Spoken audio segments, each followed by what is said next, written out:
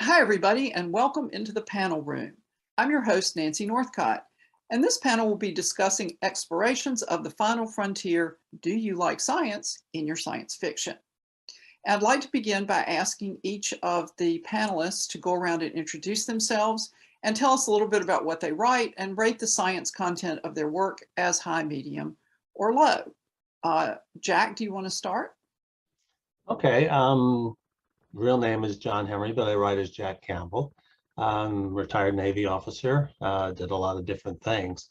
I'm most known for the Lost Fleet series, which this was the last book in that series that has come out, Boundless, part of the Outlands trilogy, which is continued. This is the 13th book, 12th book in the 6-book series. So it's done pretty well. And the next one coming out from that is Resolute, which will appear in June, be published in June. Got a nice review on Publishers Weekly just today for that. Also have a science fantasy series, which began with the Dragons of Dorcastle. And that, scientifically speaking, it's got real steam. It's not really steampunk, it's actual steam and power. And even the magic is quantum physics based. And then one YA novel, The Sister Paradox, which also gets into some quantum physics. The Lost Fleet series has definitely been called hard SF. Pays attention to things like momentum and three-dimensional space and all that kind of stuff. So it's usually called hard science fiction. And even the Dragons of Dorcastle series is fairly hard in the sense that the science limits what anybody can do. Even the magic is limited by the science that's being employed. So that's me. Okay, Paul? Hey, I'm Paul Barrett. I write mostly fantasy, although I do have two, I guess, space opera novels that I've co-written with Steve Murphy. It's the Knights of the Flaming Star series. There's 2 books so far. We're working on the 3rd. We have outlines for at least 6, assuming we live long enough to write them. And the rest of my stuff is pure fantasy, or at least comedy fantasy. As far as the Knights of the Flaming Star, I would call them low to low medium science. There's enough in there to at least pretend like we know what we're talking about, but it ain't Asimov. Okay, Les? Yeah, hi, I'm Les Johnson. I write science fiction, hard science fiction. So the content of what I write, I try to make it as realistic as possible. While I hope people are entertained, because I want people to be entertained from my books. I write, my science fiction books are published by Baen. My most recent one is Over the Shoulder here. It's my first foray into space opera, although it still has a very high science component. It's called The Space-Time War. And the way I like to describe that is somewhere in time meets Einstein. And it's all about the intricacies of the connection between space and time, and some hypothetical adventures that occur there, and a little bit of a love story thrown in. Last year, I had a great year, actually. That book came out in the fall, during the summer. The first book of a 3-book series I'm working on with my co-author, Travis Taylor, was released in hardcover from Baen Books, Saving Proxima. And it'll be out this summer in paperback, which I'm real excited about. And we're just about finished with book 2. So we're hoping to see it come out next year. When you read my books, you're going to see a lot about Les, because I really like to entertain. I like, without too many exposition of science, I want people to be as wowed by it as I am. Education-wise, I was inspired to study physics by reading Asimov, among others. And I kind of view things as having come full circle. I'm in that point of my life and career. I'm a physicist. I do work for NASA. I've got a project that I've led that's on a rocket down in Florida, ready to launch this June. It's to demonstrate a new kind of space propulsion system called a solar sail that I hope will one day take us to the stars. And what I want to do with my writing is entertain people about the wonders that can be had exploring space with the human element, the adventure that it is, a little bit of the call of the wild, because space is out to kill you at every opportunity. It's probably the most hostile environment you can imagine ever to try to survive in. And part of what I want to do is through programs like this and my books is I want to find younger versions of the people that I can inspire to go into science and technology careers, because it's been great for me and I enjoy it. And it's just been wonderful to take science fiction along in my life career and trajectory. Okay, and I don't feel at all outclassed with these two. well, I'm about to join you, Paul. So, Okay. Jeannie Adams and I co-write the Outcast Station science fiction mystery series. We're moving into a more of an adventure vein. Really, the science level rates depending on what the story is for us, because neither of us is trained as a scientist. We have some interests in it. In the Outcast Station, Welcome to Outcast Station duology, Jeannie's story relies a lot on botany and atmospheric science, which she just went out and dug into. Mine is more of a classic murder mystery type story. And then in Christmas on Outcast Station, I researched scorpions to develop an alien race. So it's not heavily biology driven because I was a history major and hadn't studied biology since high school with, frogs. But it was interesting to research it and to try to create a culture for it. So I would rate the Outcast Station stories as medium to low. And like Paul, I also write fantasy. It's historical fantasy for the most part, and then paranormal romance. So we have kind of a spectrum here on the panel of readers and writers. Switching gears for a minute, when you read science fiction, do you gravitate toward the books that have more science in them or less, or do you hit a range? When you're looking for something to read, what do you reach for? Paul, you want to start? Sure. Honestly, I haven't read a lot of science fiction in years. When I did read it, I tended more toward the, I guess, human interest or less hard science. Dune, which has some science, but I mean, it's really, let's face it, it's more of a religious allegory. Orson Scott Card, back when I liked him, which again sort of falls into the less science, more about the people. I read Foundation, I read, iRobot, I read those things. I've read some Ben Bova. Not my favorites. I didn't dislike them. Big fan of Dan Simmons. I don't know if he'd be considered hard science or more soft, but yeah, pretty much anymore. I tend towards more fantasy, or oddly enough, for some reason lately, autobiographies. Go figure. But yeah, I'd say I fall more on the tell me more about the characters and give me just enough science to get me into the world. I don't need Tom Clancy. I don't need 3 pages on how jet propulsion system works. No offense to our NASA people. Okay, Les. No offense taken. I try not to bore people with that. I write popular science books too, to tell you details about how they work. Okay. So, wow, for me, I typically read a science fiction book and some kind of nonfiction book in parallel. And I love biographies, history, that kind of thing. I'm reading a wonderful book about women in early aviation called Fighting for Space. Great book, but that's not science fiction, which is what you asked about. So other than Jack Campbell's books, I read, which I really like. I like a good space opera, and I'll read good series there.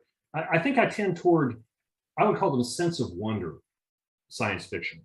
And that is often hard science, but not always hard science. I like the stories that take a new twist on something and take you in a direction that just leaves your jaw dropping in terms of the wonders of people's imaginations and how people react to circumstances like that. One of the best books I can give you to give me that gave me that sense of wonder, and it's not a new book. It was by Stephen Baxter. It was oh boy, I can't remember the name of it. The Time something or other. He wrote it as if it were a sequel to The Time Machine. And it was a real sense of wonder that took you to the end of the heat death of the universe. And it was just a marvelous, marvelous book. So if it leaves me with that sense of wonder that makes me just marvel at the universe around us, that's a book I'm a sucker for from the gate. And it's really hard to find ones that are well written with that regard. And then also, like I mentioned, I like a good space opera, just for good page turning fun. Okay. John, do you prefer John or Jack? Either one works. Jack sells more books. Does. I read a lot like the other two do, I think. I'm looking for a good story about people, you know, not so much necessary nuts and bolts, except to the extent that it contributes to the story. But mainly I want someone who's telling me what impact does this have on the people involved? And that person might be Frodo the Hobbit, or it might be a spaceman operating far from Earth. But I'm looking for stories that talk about those human aspects of what's going on. And whether it's fantasy or science fiction or science fantasy, it doesn't really matter as long as it's got those good characters. I can forgive a lot of things in the story as long as the people seem believable.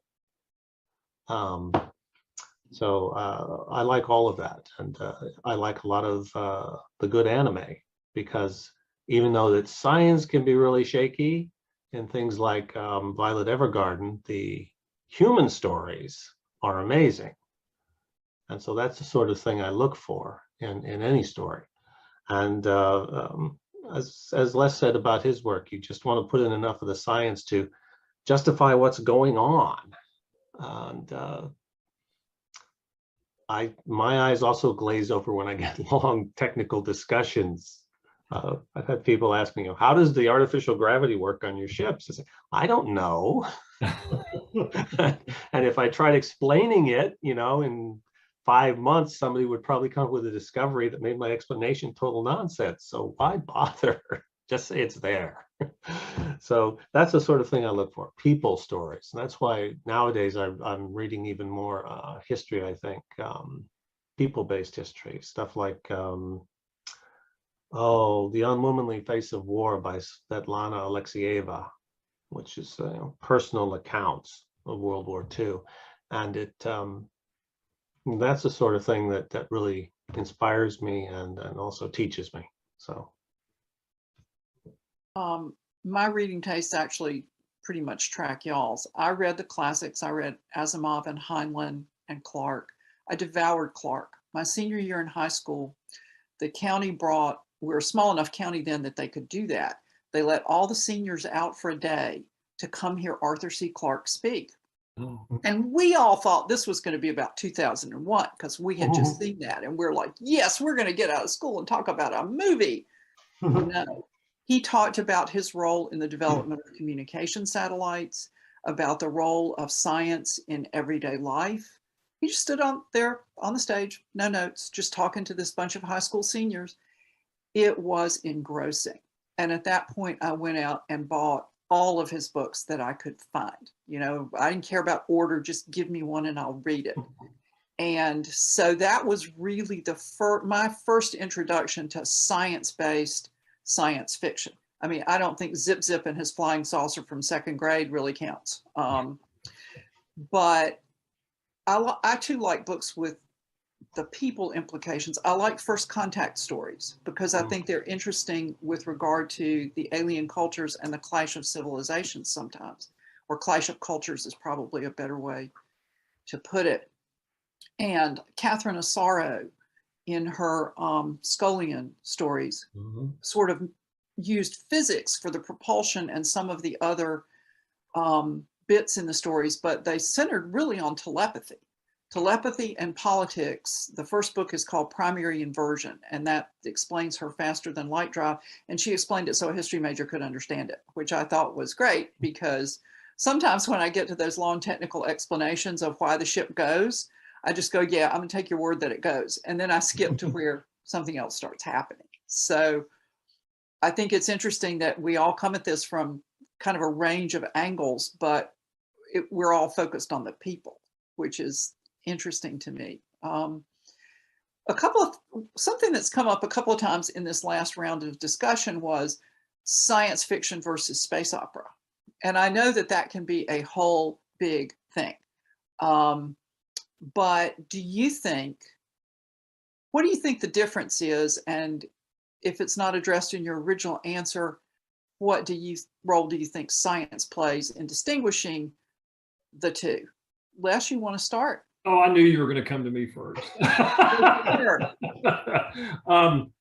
Wow, I would hate to be the person writing the definitions for a book that somebody's going to critique on this. You know, when I think of space opera, I think of a grand sweeping story, clash of empires, civilizations, a story arc that may involve a few characters here, but it's in the context of some big something going on an interplanetary, interstellar kind of level, is how I think of a space opera, as a subgenre within the genre of science fiction. Whereas, you know, a science fiction novel can take place within like a grand empire setting, but it's usually a more focused story, more tightly knit about, you know, an element of it, and you're not getting caught up in the politics and the sweeping arc of history that's, you know, taking place behind the story that you're reading. At least that's in my mind how I kind of distinguish between the two. I have to admit, I have the encyclopedia of science fiction over here, and had I known that question was coming, I probably would have looked up what they say in there. But that's kind of my working definition of it. And that's how I would distinguish the Space-Time War from, say, one of my earlier novels, or even the Saving Proxima series, in that the Space-Time War is one where there, you know, it's an interstellar clash of civilizations, and there's a story of some characters who are in their own little microcosm of that, having to experience this great drama unfolding. Whereas my book Saving Proxima is about people going into the unknown, and it doesn't have those kinds of elements. So anyway, that's my working definition. Okay, Jack? I think it's kind of an eye of the beholder type thing. You look at Queen of the Space Opera, Lee Brackett, and then people who came behind her like Andre Norton and C.J. Cherry. And it's been argued they write space opera, but it's also very much science fiction. And I think in a lot of ways, it's like, to use a quantum physics analogy, it's like particles or photons being both particles and waves. You know, you can look at it and say, this is science fiction, or you can look at it and say, this is space opera. It's just whatever people see in it, I think, whatever they're looking for. And of course, that's the one thing a writer can't control, is what people are going to see when they read our works. But I think it really is. It's an individual perspective thing. And, you know, somebody's space opera will be somebody else's science fiction, will be somebody else's fantasy. People have argued that Star Wars is just pure fantasy. But you know, it's something that bedevils people who want to categorize. But I'm okay with it being, this is space opera science fiction, or whatever you want to call it. As long as people like it, I'm good with it. Paul? Yeah, I think, excuse me. To me, anyway, science fiction sort of, it says it there in the words, science is the main thrust of it. Now, characters may be the reason you're there, but the science has to be accurate, or as accurate as possible. The speculative part of it should be based on things that are happening or reasonable extrapolation of what's going on. Whereas space opera to me can be, to a certain extent, pure fantasy. You still want your space elements. I mean, you still want it to make sense, but there can be magic. You don't necessarily have to explain how faster than light travel works. It just does. You know, there could be, like in the case of our books, it's basically brought about by a system of magic based on mathematics and the existence of a sort of dimension outside our dimension that people can travel through. I mean, it's pure hogwash, but you know, for our purposes, it works. So I think that's sort of the divider, at least to me, is that science fiction puts science at the forefront of how the universe works, whereas space opera can be a little more rule breaky or bendy about what you can and can't get away with in the science that exists.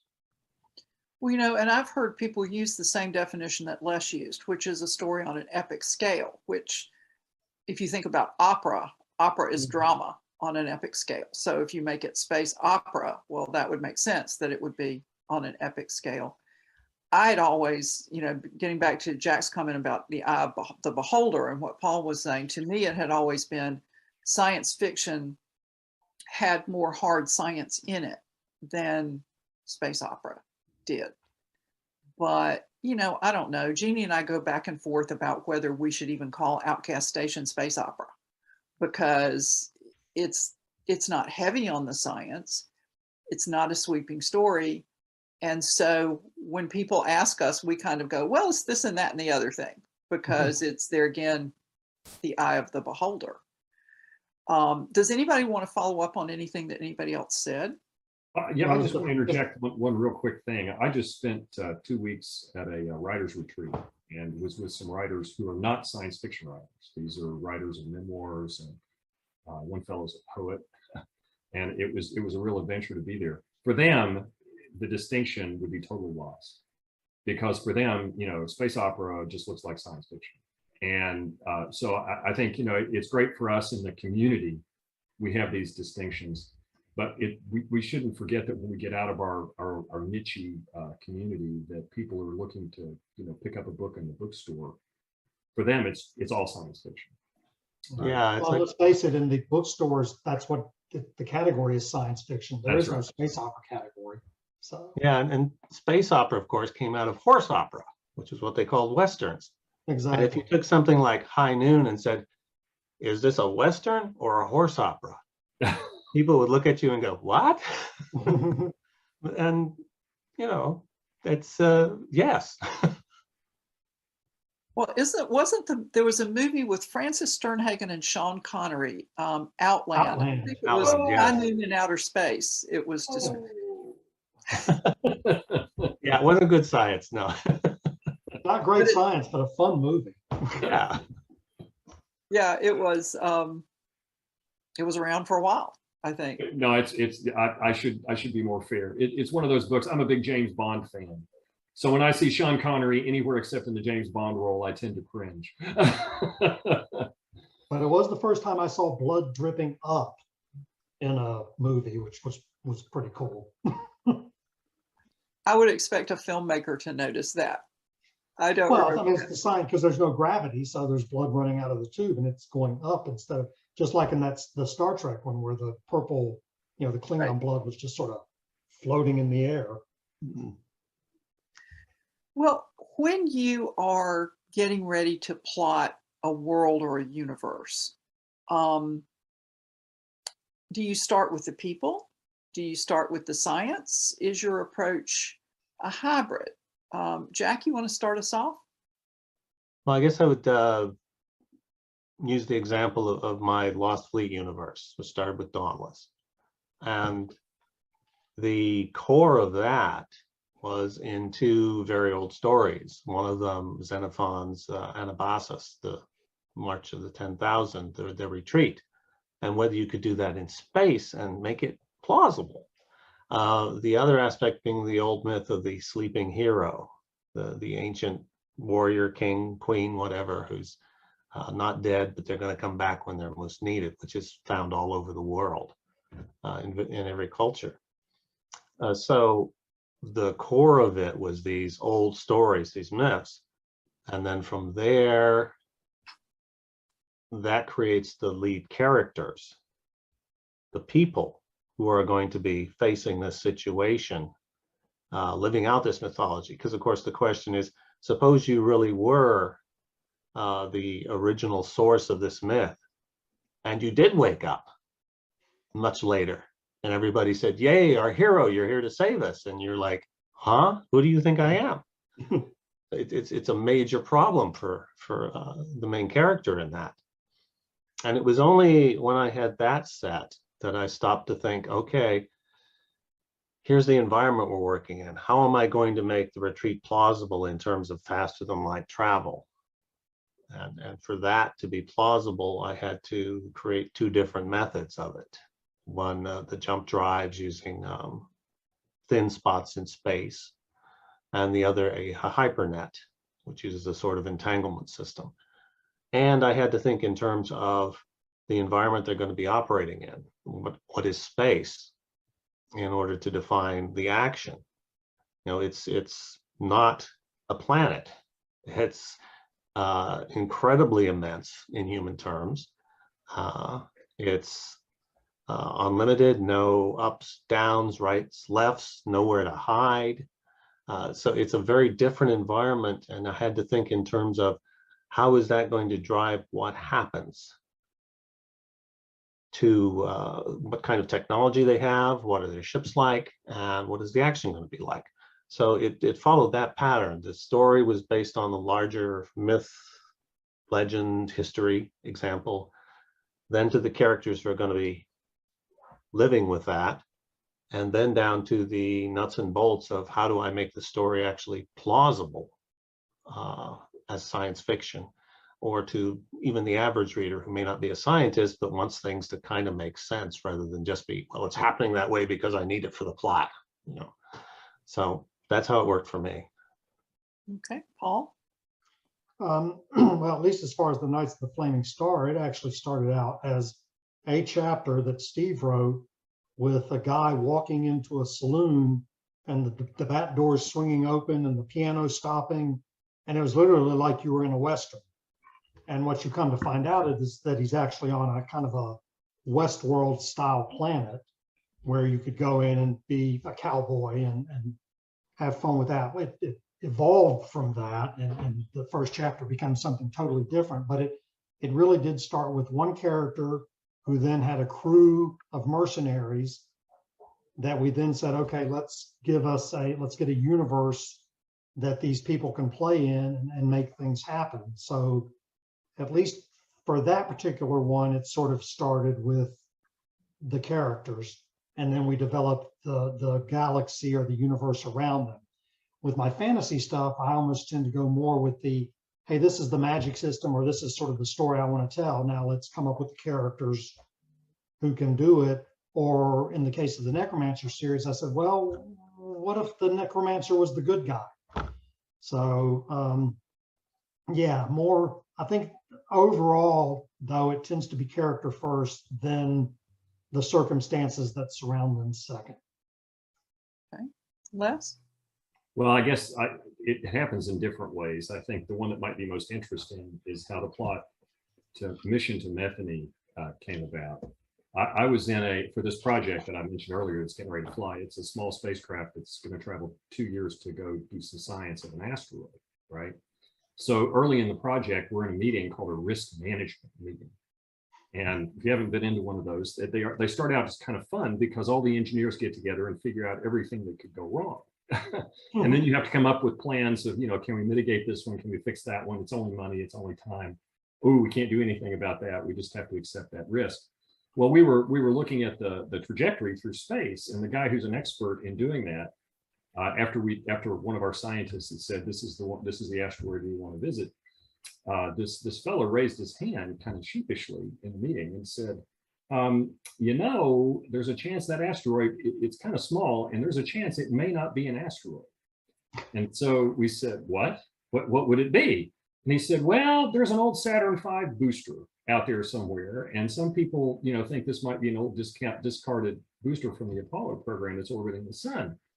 And it would have an orbital return that looks, and radar return that looks kind of like that. It's only a small chance, and we're going to do some radar observations over the next year to see if it is or it isn't. But right now, there's a small chance we'll get out there and we'll turn on the camera, and instead of a rock, it'll say USA. And of course, that got big chuckles in the meeting. Well, I was gone at that point, because what I thought was, wow, what if we get out there and it's not an asteroid, but it's an old spaceship, and it's not one of ours? Okay. And then the character kind of came along, because for those of you, I don't know if many of you work in heavy engineering cultures, but there are a spectrum of personality types there, and some of which tend to be maybe somewhere on the spectrum a little bit. And so I wanted to portray one of my characters as someone who interprets the world just a little differently than we do. I have a close family member who experiences the world a little differently than most people. And I wanted to have a character-driven story in that setting based on the perceptions of somebody that might look at things a little differently than the reader might. And so that kind of spurred me into the character development for the story and the situations they found themselves in. But it was a lot of fun. And going back to a comment you made earlier, I was thrilled when the Publishers Weekly said it was the spirit of Arthur C. Clarke. Couldn't have been a higher compliment. I thought I can quit now. It's all done. But no, that was probably an example of the way my mind works in terms of stories and why I like Sense of Wonder, because I was just struck with this thought of what if we turn on the camera and it's not what we think it is. That's really cool. Well, Outcast Station was born after Jeannie and I went to a panel at RavenCon, which Paul Barrett actually was sitting on, about space opera. And we came back and I called her up and said, I want to write a space opera, by which I mean science fiction that's got some science in it, but it's not real science heavy. And she went, oh, me too, let's do it together. So we came up with the world and the universe and how Earth people went into space and developed all the other worlds. But we thought, well, you know, we got to challenge these people. And so Outcast Station's official name is Paradise Station, and it's the armpit of human space. And so we kind of started with that premise. And then we thought, well, who will end up on the armpit of human space?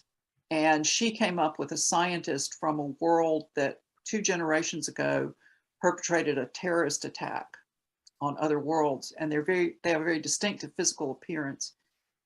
And this woman's a brilliant scientist and she can't get hired. So she takes this posting because it beats washing dishes.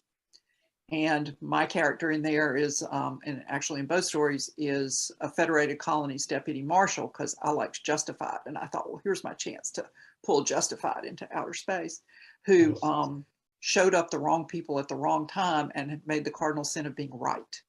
So he's out there because he's not in the good books with his superiors. And so we kind of took it from there. So we came up with the world first and then thought, okay, well, who would be really unhappy on this world? And then we picked them.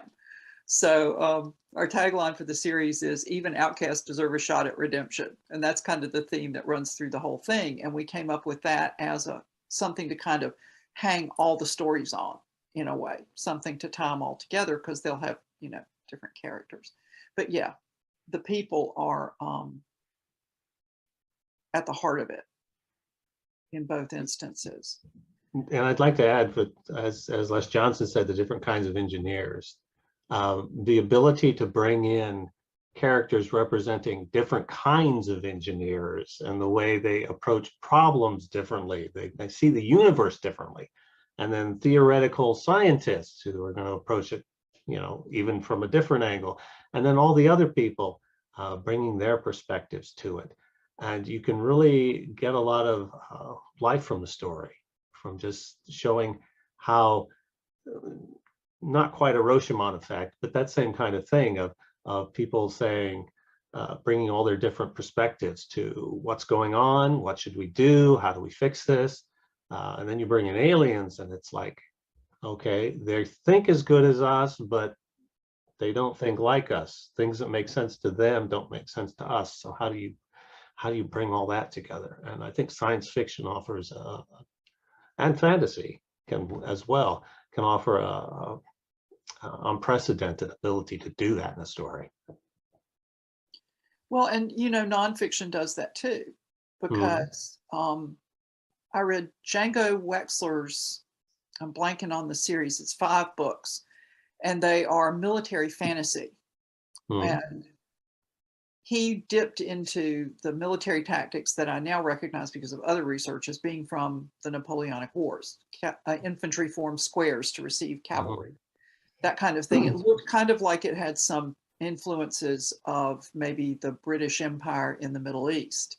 And so he drew on all of that. And reading about different cultures, you can find ways different people think about things. You know, things as simple as you don't eat with your left hand in front of these people can lead to be wonderful sources of conflict in stories. And speaking of that, what stories have you read? They can be your own or somebody that you're really proud of or somebody else's that use cultural differences to create, or perspective differences, let's call it, to create conflict. Paul, you want to start? I knew you were going to say that. It's your turn. Yeah, I guess. Wow. Well, I mean, sort of going back to Dune, obviously that's one of the biggies because it brings religion and culture and the Bene Gesserit, you know, bringing, basically seeding a religion on this planet and sort of manipulating people to get a desired effect. What I try to do, just to toot my own horn, what I try to do with my Spade Case Files books is sort of put racial conflict, you know, and sort of poke a mirror at our society with elves and dwarves being second-class citizens. Of course, I'm not the first to do this, but I try to do it in sort of a comedic way. You know, and the humans, of course, being the arrogant people that they are. Trying to think, to a lesser extent, maybe Stranger in a Strange Land, in the sense that, you know, Michael Smith's version of what was real or what was culturally significant was different than ours. But yeah, I got off the top of my head, and then being the first to go, I can't. Or you can chime in after if you think of Yeah, something. let me think about it. Maybe once I hear some other people, it'll give me one. It's funny, we were talking about different cultural things, though. One thing I do remember was from a Heinlein story, and I don't remember which one, but one of the big cultural things is the aliens would not eat in front of other people because it was considered rude to have food in your mouth and to be chewing. So they would go and sit in private chambers, which I remember reading that as a kid. I just thought that was the oddest thing. But it was sort of my first introduction into, hey, maybe not everybody thinks the way we do. Les? Yeah, this is a tough one. I mean, the first thing I thought of was the movie from a couple of years ago. I think it was called Arrival. And where you had a totally different thought process that affected time, right? And the method of communication was more real in its implications than, you know, us talking here is. And that to me was exemplified in a movie. I haven't read the book or story on which that's based. And the other thing that came to mind is very early works. The notion that I think got me to think about how other people would view the world differently was the robot novels from Asimov, because you had a mystery, and I love mysteries, and you have to solve them, and it turns out to be, you know, solvable once you think like a machine that has a certain set of rules that it has to go by, and how it would process, you know, the complex situations that are nuanced in our opinion, but when you're very rule based, it kind of drives you to different ways of coming to solutions. So those are the two that came to mind. They may not be the most recent. I have read, and I won't name any authors, books that have been so alien and other that it jars me out of the story and I don't want to finish the book. And I think that's the danger we have as writers, is because if we do encounter an alien species, I think Jack said this, it's going to think differently. It may perceive the world in some of the same ways we do. It may perceive different elements of the world than we do, but it's going to react totally differently. And I have a feeling it'll be as incomprehensible as what it was in The Arrival. And when I've read some books that try to make that incomprehensibleness to the page, I tend to just get lost. And so I think there's an element of the anthropomorphication of my preference is I want a little bit of the human element in the aliens so I can at least kind of understand them to a degree. That's maybe just me. Okay. Jack? C.J. Cherry's stories always impressed me with her different cultural perspectives. You know, her very first book, Gate of Everil, where you have this person, Morgaine, and she's in this sort of medieval traditional culture, honor bound, duty bound, and you're seeing things very much through the eyes of that culture, seeing her actions and everything. Really impressed me at the time. And I remember an old classic, The Witch World series by Andre Norton, which of course starts with Simon Tregarth from our modern Earth, and he's sent into this other world, Witch World, where there's magic and swords and everything else, but also aliens. she had it all in there. So you got to see that. And I think Star Trek, the original series, actually did that as well, because there are three main characters, Kirk, Spock, and McCoy. In a way, they very much represented three very different viewpoints and cultures. You know, Kirk was a very action-oriented one, McCoy was the very humanist one, and Spock was, you know, the scientific approach, taking everything. So you had these three cultures constantly in conflict, but also supporting each other. And so I think that was one of the primary dynamics driving that series. And the reason people remember it so well and fondly is because of that particular dynamic. Also, there's a very popular type of story in Japan. It's called an isekai, accidental travel. It's where somebody finds themselves accidentally in another world, and they have to cope with that world and figure out what's going on. It's very popular there, and I think we'd like to imagine what it would be like under those circumstances. We wouldn't necessarily want to live it ourselves, but we'd like to see somebody else have to deal with it and try to figure out what all the different perspectives are that's going on and everything.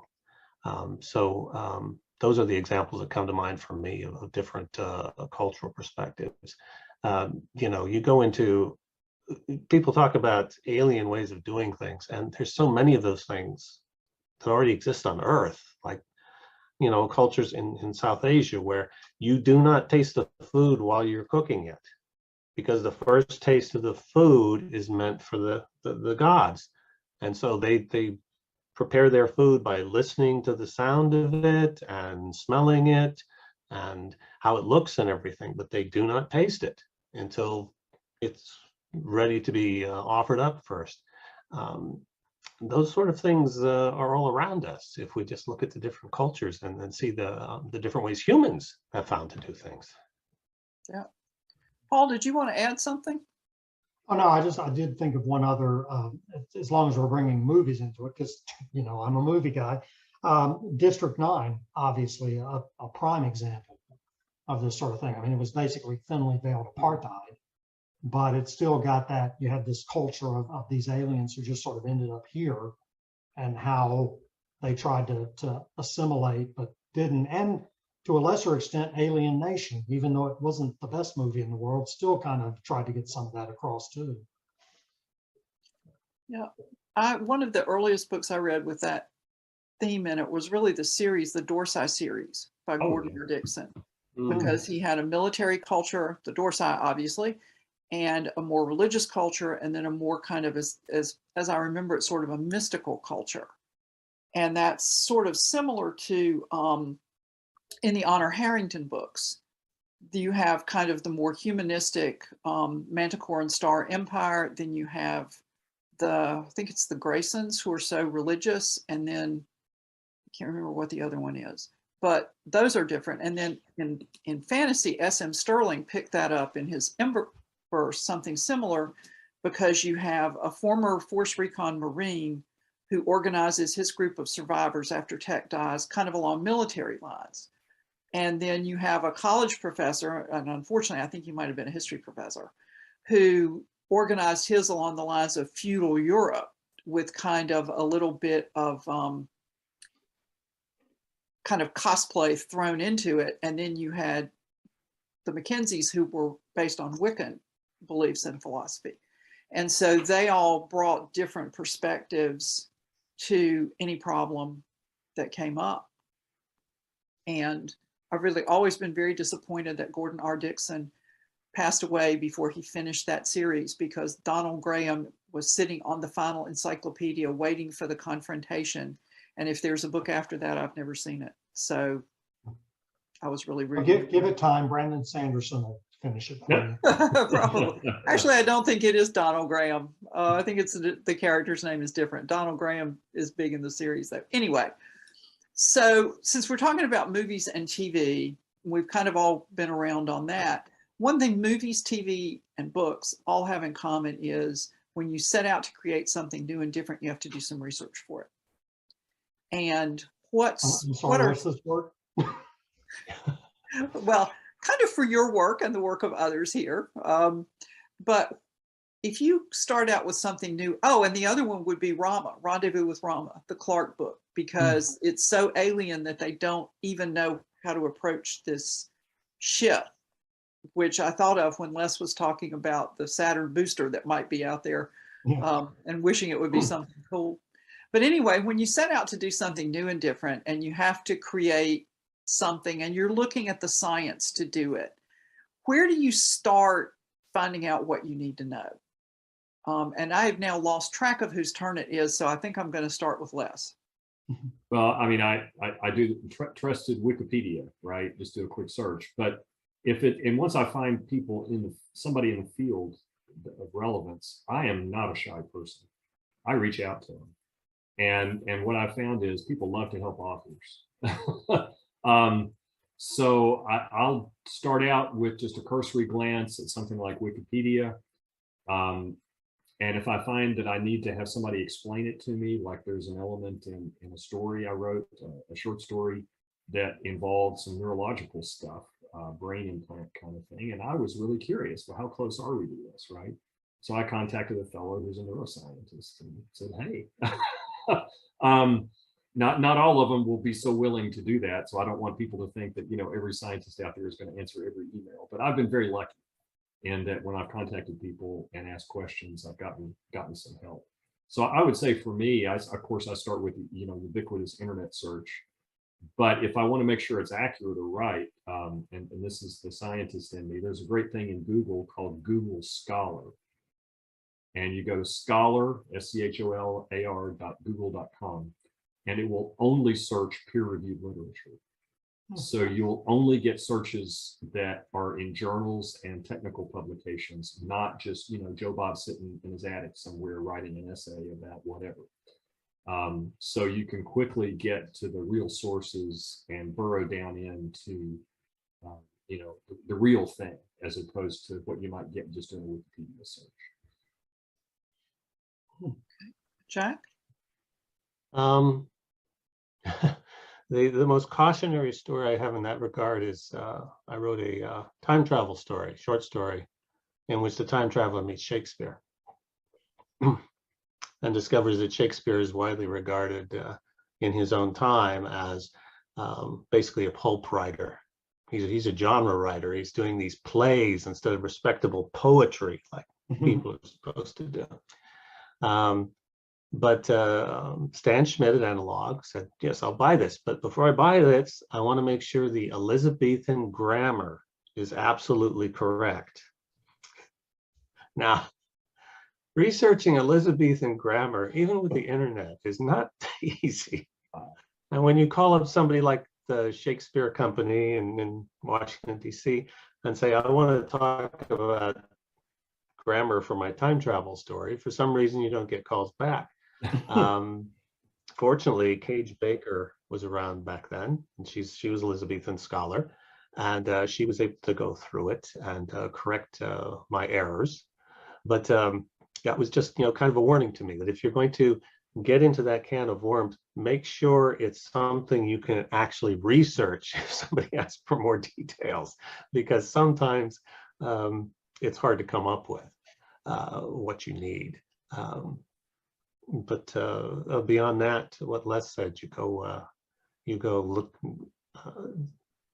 make your necessary search and try to find what you need. But even then, sometimes you have to know exactly what you're looking for in order to find it. For example, an intercept, that's called proportional navigation. But unless you know the term proportional navigation, you are not going to find that, no matter how you enter your search terms. So that's when you're really in a problem, and you ask around to everybody you know and hope one of them can put you on the right path, because people are a far better search engine than anything any software designers come up with so far. Paul? Well, it's a not very well kept secret that I probably do the minimum amount of research I have to do on any subject to at least sound like I'm not tripping over my own feet. Especially as far as the science part of it, again, with the Knight's books, there is so little science. Anything we explain science, we will look up. I mean, if it's something that we want to at least sort of be knowledgeable about, we will do the bare minimum of a Wikipedia article and at least get, know that the, I mean, I know a parsec is 3.2 light years. I know, sort of the basic stuff that you need to know to at least pretend like you know what you're talking about. But yeah, I don't do a whole lot. YouTube, I will do a lot of YouTube, especially since a lot of what we do is speculative in terms of what's going to happen, like with armaments and just that kind of technology. It's amazing. I mean, our story takes place, I want to say, in like 2200, but even some of the stuff we have coming out in the next 5 years is already surpassing what we've put in that book, because it seems to grow exponentially. We just watched a thing where there is an Audi SUV that has 5 drones that will launch into the air and light the road for you. You don't have headlights, you have drones lighting the road. And if you get out of your car and walk into the woods, a drone will follow you and light your way. Who would have ever thought? So, here we've got drones in our book that are, they're doing cool stuff, but they're doing cool stuff that'll probably be passé in 10 years as opposed to 200. So yeah, I mean, I will do enough. If something trips me up, I'll look it up. But if I think I can get away with it and the readers will go with me, I'll do it. In terms of fantasy, oddly enough, the best research I ever get is from role-playing books, because those people do their research. So I can just read what they've written about. I mean, I've got books about weaponry and armor and that sort of stuff, because I love that just in general. I like that time period. So that to me isn't research, it's just fun reading. So that kind of where I'll do enough to not look like a complete idiot, but not so much that if someone questions me, I'm going to be able to answer. If they have a question about how something of ours works, I'm going to be like, I don't know, it just does. Well, that even applies to, the older technologies. There was one scene I was writing where I had to know what the effective range of a crossbow was. Right. And, that's not something people really address very much. Apparently back then it wasn't about hitting a specific target. It was volley fire at a group of people. So I finally ran down sources of modern hunting discussions. Modern hunters who use crossbows and saying, yeah, this is how close you should be before you fire to make sure you hit your target. So, even some of the simple stuff, you've got to get those basics down, or else people will find you and they will point out how badly you handled it. And I guess I should say, I will look up the basics, like, okay, how far can a horse travel in a day? Things like that yes, are easy to determine and that people will call you out on, absolutely. But am I going to be able to talk quantum physics because our ships go through rip space? No, but I will definitely, like you say, effective range of a crossbow, how, I mean, I know the accuracy in a firefight with a pistol is 10 feet, literally, so things like that. And a lot of that, of course, I've learned through just reading and just general reading other people's books. You learn a lot of that too. And thankfully, my writing partner was in the military for 8 years and a SWAT sniper for 9 and in the police force for 23. So if it has to do with weaponry, we're covered. I happen to be married to a college professor. So he has colleagues, and college professors, like everyone else, enjoy talking about their specialties. And so he has been able to connect me with people who could help me with things like the Latin for a series. So because Google Translate, they said, don't depend on that. Yeah. The German for a character, the one professor gave me an hour talking about the liver because I was using the liver as part of a magic system in a fantasy novel. And just from that conversation, I got great ideas. And the next Outcast Station book that I'm writing explores the oceans. And I've really enjoyed talking to a biology professor about that. And she's given me lots of great ideas, lots of great places to go. But one thing I do when I'm making a cold contact, and even like with Mark's colleagues, I generally offer to buy somebody lunch, because if I'm going to ask them a lot of questions, it's one thing to say, could you just answer these few questions for me? Most people, I think, are happy to do that as long as they realize you're on the level and you're serious about what you're doing. But this professor who knows so much about the oceans, she's given me a lot of time. And so when we sit down together, I buy her lunch, because I just feel like if she said no, that's okay, then I wouldn't push it. But I sort of feel like it's a good thing to do when you're asking somebody who really doesn't know you for their time. And you don't have a professional bond with them. You know, he has a professional bond with these people. I really don't. But we're coming up on time. And so before we close out, is there anything that somebody would like to mention that we have not already talked about? Other than I'm looking forward to doing things like this in person again more frequently. I bet we all are.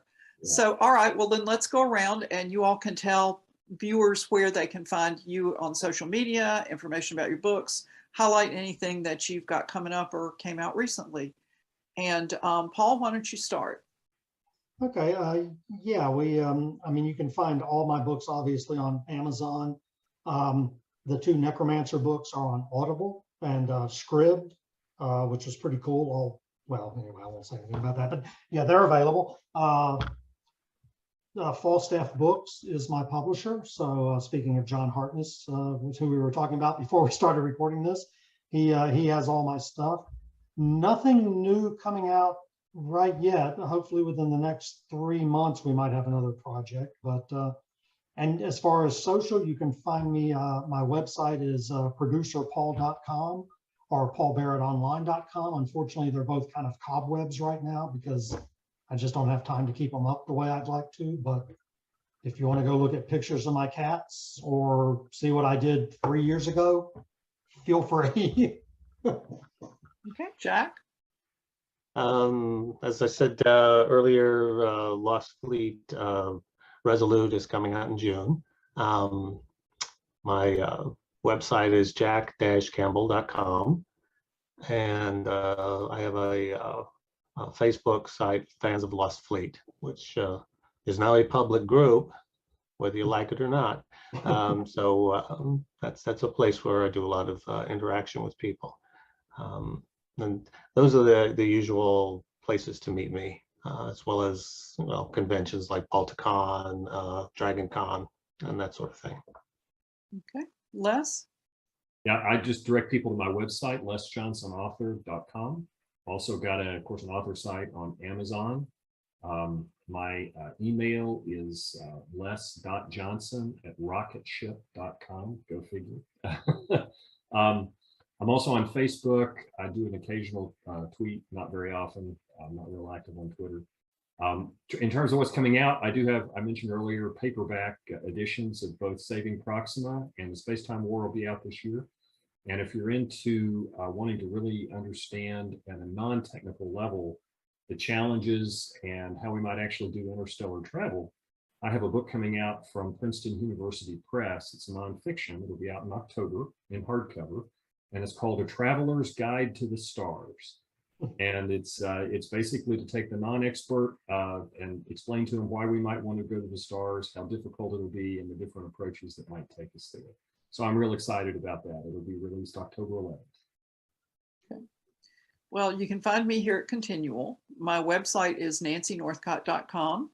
I have a Facebook author group that I don't spend a lot of time on. I'm on Twitter probably more than is good for me, and I'm at Nancy Northcott there. The next two books in the Outcast Station series will be out this year, and the final book will be co-written by me and Jeannie. And after this arc, Falstaff Books is picking it up, so we're real excited about it. But the next book out will be The Speaker for All, and it'll be this summer. And that's my Oceans book that I'm really pleased to be working on. So thank you to everybody who participated in the panel, and thank you to everyone who's watching, and we'll see you again on ConTinual. Bye, everyone. Bye, everybody.